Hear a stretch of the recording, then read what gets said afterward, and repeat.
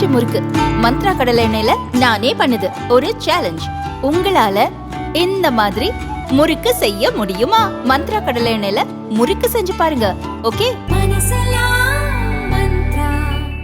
பாகிஸ்தான் வீரர்கள் இந்திய தேசிய கொடியை தங்கள் கைகளில் ஏந்திய நிகழ்வு பரபரப்பை ஏற்படுத்தியுள்ளது. இது பற்றி கிடைத்துள்ள தகவல்களில் ஹங்கேரியில் சமீபத்தில் நடந்து முடிவடைந்த 45வது செஸ் ஒலிம்பியாட் போட்டியில் இந்திய ஆண்கள் அணியும் மகளிர் அணியும் வென்று இரு பிரிவுகளிலும் தங்கப் பதக்கங்களை வென்றது. இந்த வரலாற்று சாதனை படைத்த இந்திய செஸ் ஒலிம்பியாட் அணியும் அந்த அணியில் பங்கேற்ற ஸ்ரீநாத், பிரக்யானந்தா, குகேஷ், வீராங்கனை வைஷாலி ஆகியோரையும் மக்கள் கொண்டாடினர். இந்திய அணிக்கு பிரதமர் மோடி, முதல்வர் ஸ்டாலின் உள்ளிட்டோரும் வாழ்த்துக்களை தெரிவித்தனர்.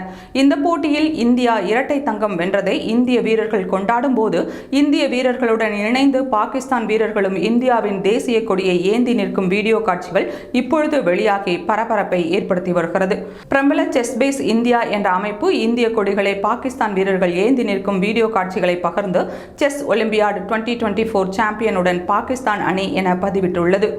இந்திய கொடியுடன் பாகிஸ்தான் வீரர்கள் நிற்கும் காட்சி இந்திய மக்களிடம் எதிர்பாராத மகிழ்ச்சியை ஏற்படுத்தியுள்ளது. ஆக்ரோஷம் இல்லாத அமைதியான செஸ் போட்டி இரு நாடுகளிடையே அமைதியான உறவுகளை உருவாக்குகிறது என்று பலராலும் பாராட்டப்பட்டு வருகிறது.